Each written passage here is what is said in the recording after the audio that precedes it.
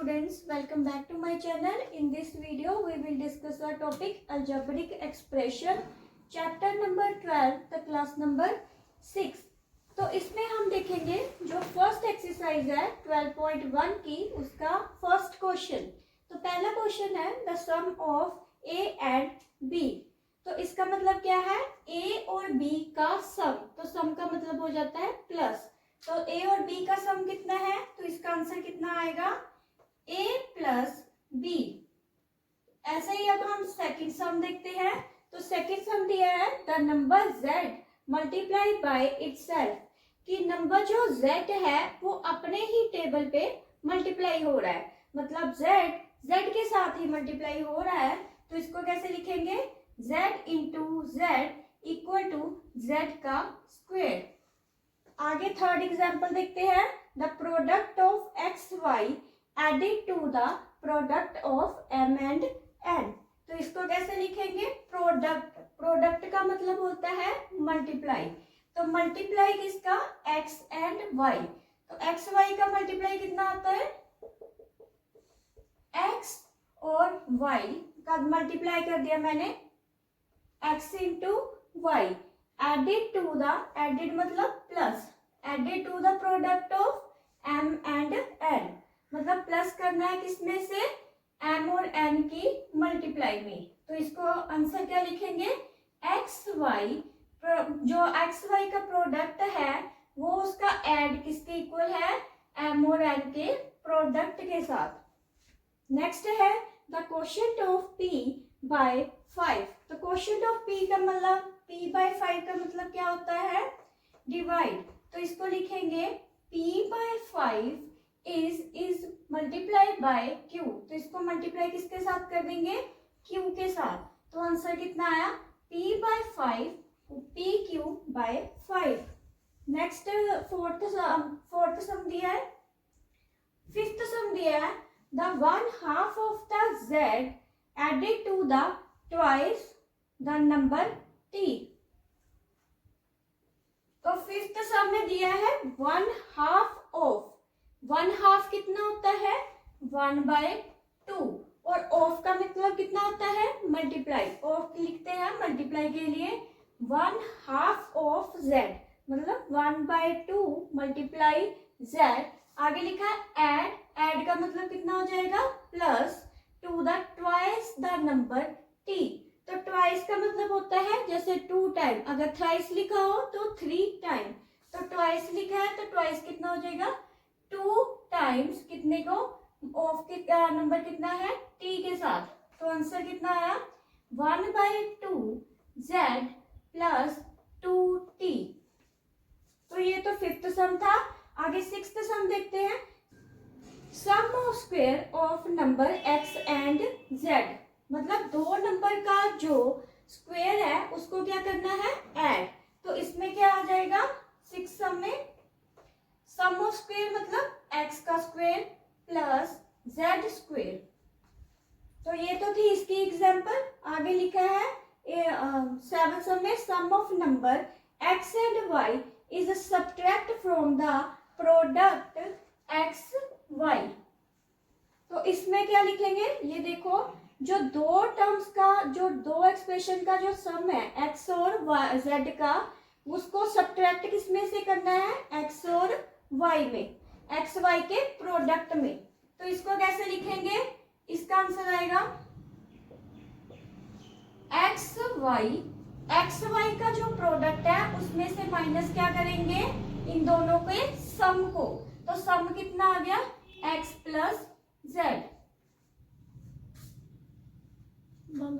Question number 2 the separate constant terms and variables.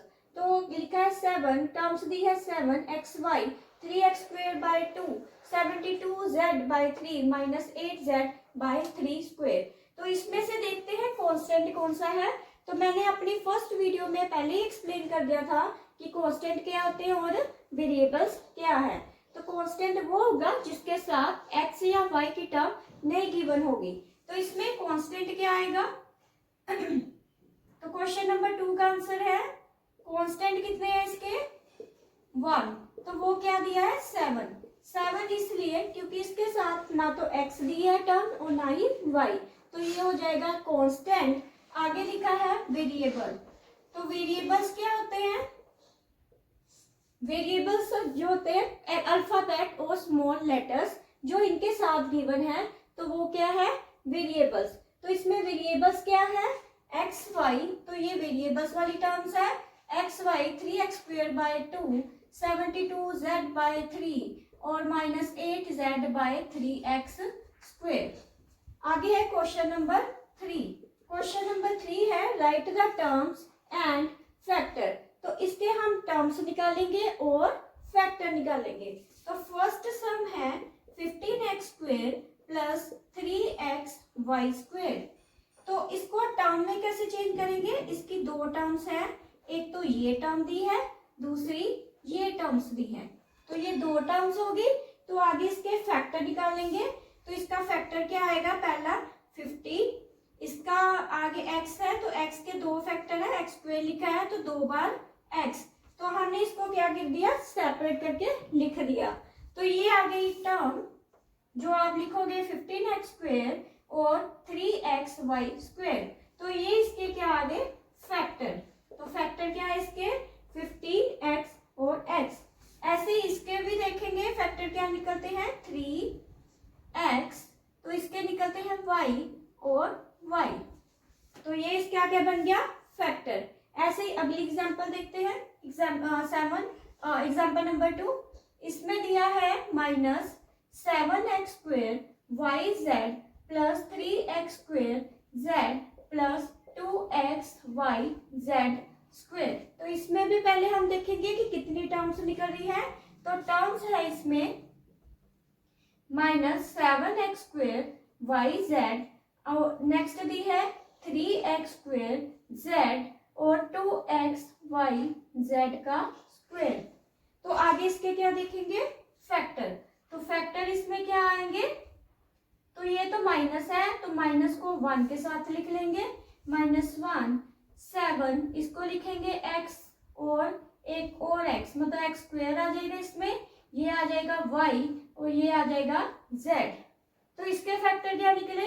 इसके factor निकले 3, x के निकले x और ये z। थर्ड इसके कितने निकलेंगे? 2x y और z को कैसे लिखेंगे? 2 बार z के साथ। तो ये थी टर्म्स और ये थे फैक्टर। नेक्स्ट एग्जांपल है 100pq + 10p² q²।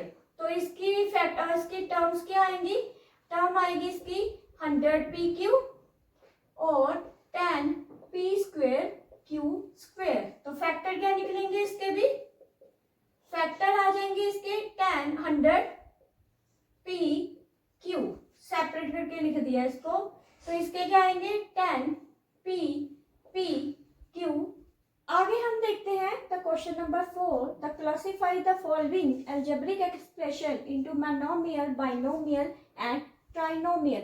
तो इसमें हम बताएंगे कि बाइनोमियल कौन सी है, मोनोमियल कौन सी है और ट्राइनोमियल कौन सी है। तो पहले देखते हैं, मैंने आपको पहले बताया था जो एक का एक्सप्रेशन है जिसमें एक टर्म है तो वो मोनोमियल है, जिसमें 2 टर्म्स है वो बाइनोमियल है, जिसमें 3 टर्म्स है तो वो क्या हो जाएगी? ट्राइनोमियल। तो जो बाइनोमियल और ट्राइनोमियल है वो अनलाइक एक्सप्रेशन में आते हैं। तो इसको देखते हैं। पहला सम है 7x + 3y। तो ये जो 7x + 3y है दोनों का वेरिएबल क्या है? डिफरेंट है, तो ये अनलाइक है।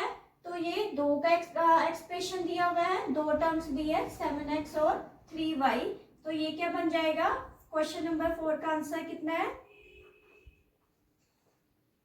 आंसर क्वेश्चन नंबर 4 का आएगा, पहला है बाइनोमियल, क्योंकि ये 2 का एक्सप्रेशन दिया है। तो ये जो सेकंड सम दिया था इसका सेकंड पार्ट, उसमें है 3 का expression ax + by² + cz²। 3 variable है और तीनों ही डिफरेंट वेरिएबल गिवन है और ये 3 का एक्सप्रेशन है। देखो ये 1, ये 2, ये 3। तो ये 3 का जो एक्सप्रेशन है वो किस में आता है? ट्राइनोमियल में। तो ये आ जाएगा ट्राइनोमियल। थर्ड है इसमें कोई भी प्लस या माइनस आपको नहीं गिवन है, सिर्फ एक ही टर्म गिवन है, तो ये क्या आ जाएगा, मोनोमियल। आगे है आंसर फिफ्थ का। तो फिफ्थ के आंसर में देखते हैं क्या है, right the coefficient of this. तो कोफिशिएंट हमने देखने हैं, इसमें से क्या क्या है। कोफिशिएंट क्या होता है, वेरिएबल के साथ जो भी नंबर लगा हो उसको क्या बोलते हैं, कोफिशिएंट। तो इसमें क्या है, एक्स वाई जेड, अब इक्वेशन दी है -3/2 एक्स वाई जेड। तो एक्स वाई जेड के कोफिशिएंट कितना हो जाएगा, -3/2। तो इसको लिखेंगे कैसे, इसको लिखेंगे एक्स वाई जेड, इसको लिखेंगे हम -3/2 is a coefficient of x y z. तो -3/2 कोफिशिएंट किसका है, एक्स वाई जेड का। तो एम एन स्क्वायर का कोफिशिएंट कितना है इसमें, second part -5 n n square. तो एम एन स्क्वायर का कोफिशिएंट कितना है इसमें, -5। ऐसे ही थर्ड सम है -p² और q²। तो इसमें आगे कुछ भी टर्म नहीं लिखी, इसको 1 कंसीडर करेंगे। तो p² और q² का कोफिशिएंट कितना हो जाएगा, -1। आगे क्वेश्चन नंबर 6 देखते हैं। इसमें लिखा है फाइंड लाइक और अनलाइक एक्सप्रेशन। तो लाइक फ्रैक्शंस क्या होती है, जिसमें सेम वेरिएबल्स हो, और अनलाइक फ्रैक्शंस क्या होती है, जिसमें डिफरेंट वेरिएबल्स हो। तो पहला सम देखते हैं, इसका फर्स्ट पार्ट -3y -7/8y। तो दोनों के जो वेरिएबल्स हैं वो क्या है, सेम है। तो इसका जो क्या आएगा, लाइक। तो ये लाइक एक्सप्रेशन है। सेकंड है 3x² और 3xy²। तो यहाँ पे x का स्क्वायर दिया है और यहाँ पे y का स्क्वायर दिया है। तो ये तो टर्म होगी डिफरेंट। तो अगर डिफरेंट वेरिएबल है तो ये किसकी एग्जांपल है, अनलाइक फ्रैक्शन और अनलाइक एक्सप्रेशन की। थर्ड है 8pq 32pq²। तो pq जो है pq² से मैच नहीं खा रहा, क्योंकि ये दोनों ही डिफरेंट वेरिएबल है। तो ये भी किसकी एग्जांपल है, अनलाइक फ्रैक्शन और अनलाइक एक्सप्रेशन की। आगे हम देखते हैं the question number 7, the right the coefficient of algebraic expression. The first part कितना, x in x²/y। तो कोफिशिएंट क्या होता है, x के साथ जो भी टर्म लिखी होती है वो सारी टर्म क्या आएगा, इसका कोफिशिएंट। तो x यहाँ पे लिखा है x²y, तो मैंने इसको 2 टाइम्स लिख लिया है, 2 टाइम्स लिखा है x into y। तो x का कोफिशिएंट कितना हो जाएगा, ये तो चलो x निकाल दिया, तो बाकी क्या बचा इसका, x और y। तो x y क्या है, कोफिशिएंट ऑफ x। तो ये किसका x y कोफिशिएंट है, x का। ऐसे इसका सेकंड पार्ट देखते हैं। सेकंड पार्ट है इसका x y z in 15y x²y z। तो x y z in 15x²y z। तो इसको भी हम ऐसे स्प्लिट करके लिख लेते हैं, x into x कर देते हैं। तो अब देखते हैं x y z। तो ये x है, ये y और ये z। मैंने इसको नीचे से डॉट लगा दिया है। तो बाकी जो बचा वो क्या है, इसका कोफिशिएंट।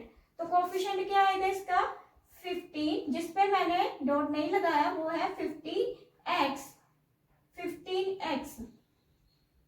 तो ये आ गया x y z का कोफिशिएंट। उसके नेक्स्ट पार्ट में दिया है, थर्ड पार्ट में।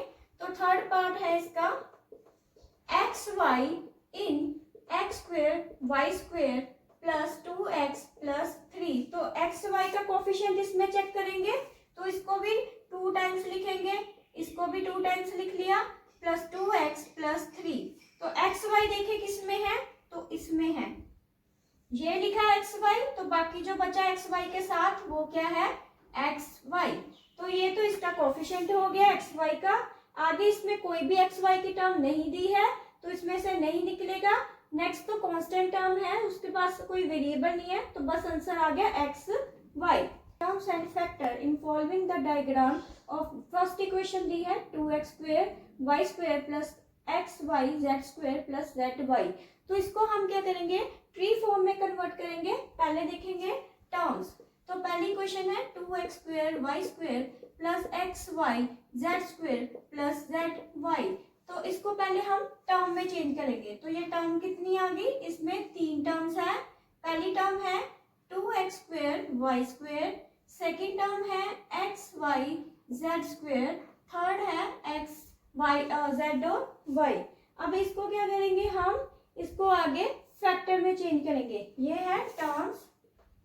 तो अब इसके फैक्टर क्या निकले, तो 2 को 2 ही लिखेंगे, x² को 2 टाइम्स लिख देंगे, ऐसे ही y को भी 2 टाइम्स लिख देंगे। तो ये बन गए फैक्टर। ऐसे ही इसको भी करेंगे, तो ये x है, ये y और ये z को 2 टाइम्स लिख देंगे, ऐसे इसको लिखेंगे z और इसको लिखेंगे y। तो इसमें अगर आप कोमास डालते हैं तो ये क्या फैक्टर हो गए, 2x² और y² के। ऐसे इसकी नेक्स्ट एग्जांपल देखते हैं। नेक्स्ट एग्जांपल है p² q² प्लस 3m और n का स्क्वायर। इसको भी ट्री फॉर्म में कन्वर्ट करते हैं। तो पहले क्या लिखेंगे, टर्म्स। तो टर्म्स क्या आ गई, p² q² 3m n²। तो इसको क्या करेंगे, आगे अगेन करेंगे फैक्टर में। तो फैक्टर कितने आए, p p q q। p² लिखा था तो p 2 टाइम्स, q² लिखा है तो q 2 टाइम्स। तो इसको कैसे लिख लेंगे, 3m n और n। आगे है थर्ड पार्ट इसका। थर्ड पार्ट में दिया है 12xy प्लस 7x²। इसको भी ट्री फॉर्म में लिखेंगे। तो ट्री फॉर्म में आया 12xy और 7x²। तो इसको अगेन फैक्टर में कैसे लिखेंगे, 12x और y, तो इसको लिखेंगे 7x और x।